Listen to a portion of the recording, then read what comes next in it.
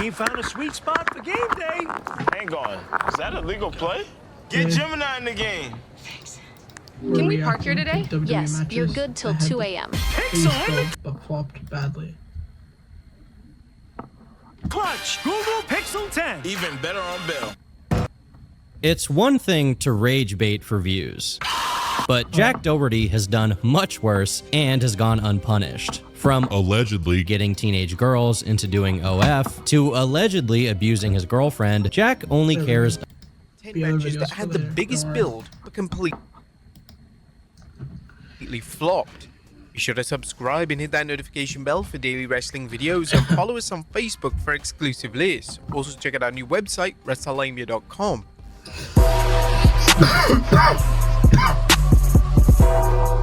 Number 10, The Undertaker vs. Kane, Hell in a Cell 2010.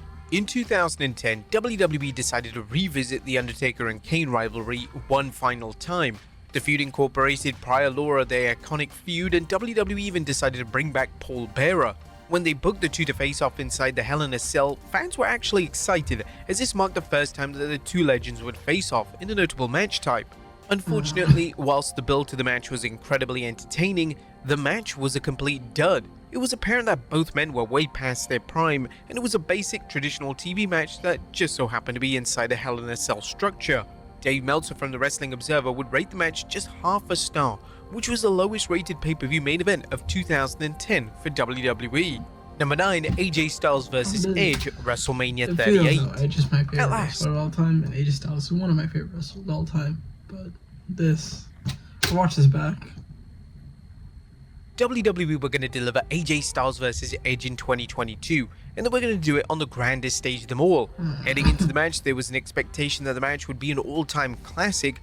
Both men were tremendous in-ring talents, and Edge had recently turned heel, and he had typically delivered his best work when portraying a bad guy. The match itself was a complete letdown, and fans were utterly speechless with how lackluster the match really was. The two just never seemed to click in the match, and their chemistry was kind of off.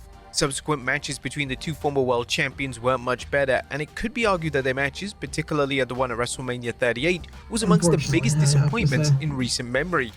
Number 8, Goldberg vs. Brock Lesnar, WrestleMania 20.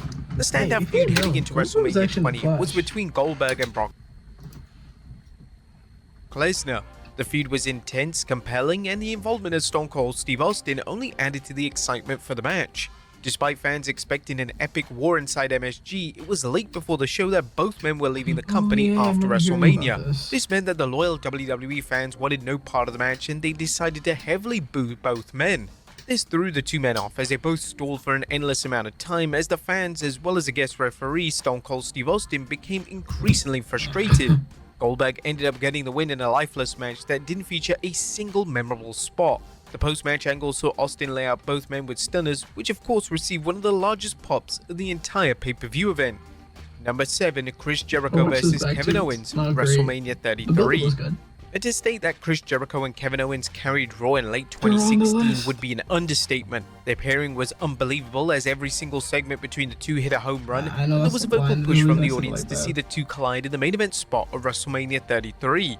An eventual breakup of the duo was teased for months, and when Owens finally turned on Jericho in the acclaimed Festival of Friendship, fans were convinced that this was going to lead to a spectacular match at WrestleMania 33, with Jericho getting his revenge.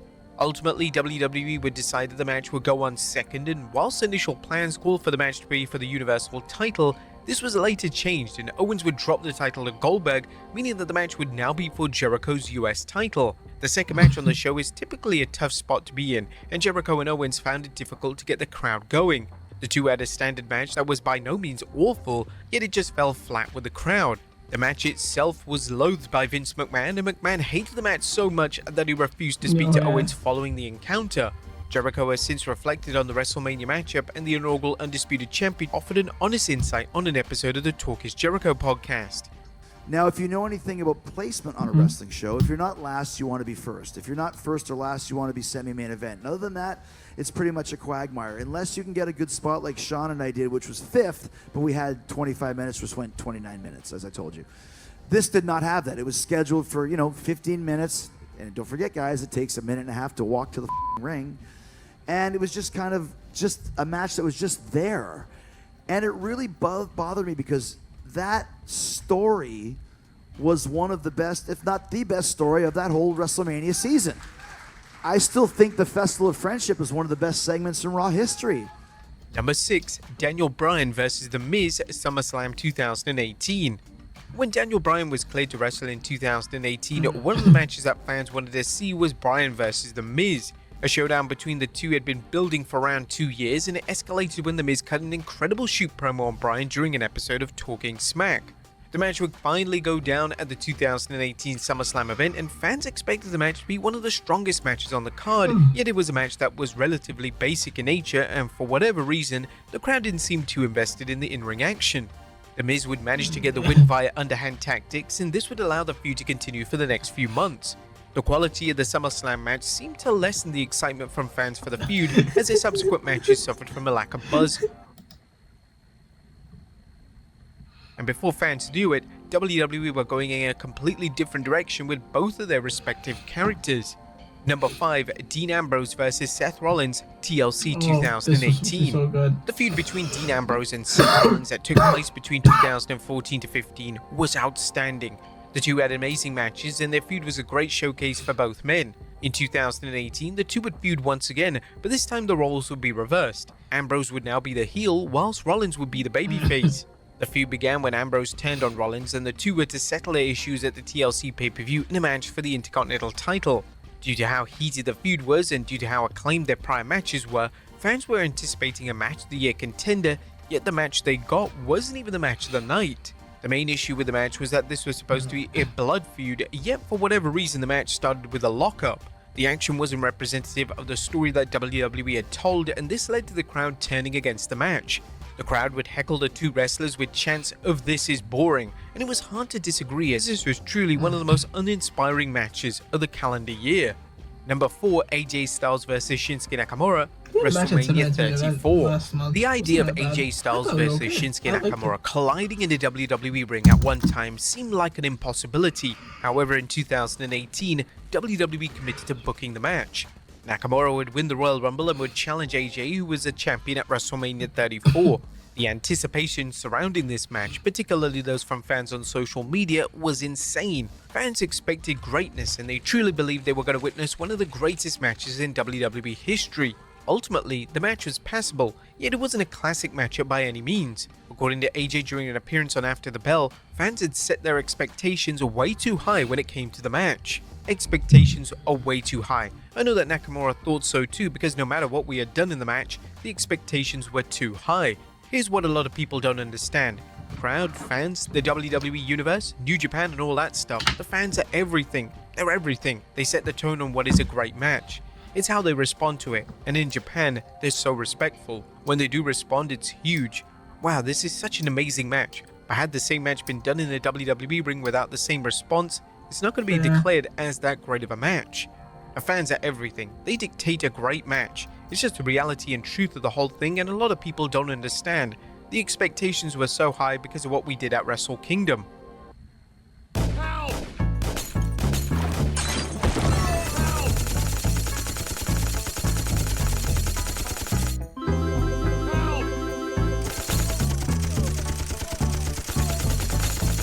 Why am I still watching this?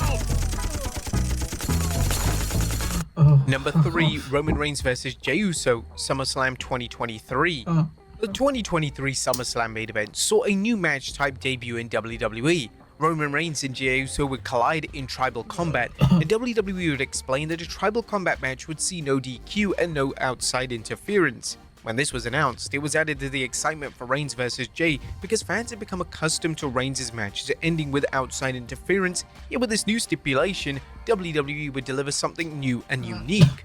However, when Solo Sikoa randomly interfered in the match, fans were stunned. WWE had decided to outright ignore their own stipulation, likely because they couldn't come up with a different way to book the matchup. The interference from Sikoa as well as Jimmy Uso later in the match ruined what could have been a match of the year contender, and it's hardly a surprise that fans label the match as one of the biggest blunders of the Triple H era to date. Number 2, Triple H vs. Randy Orton, WrestleMania 25.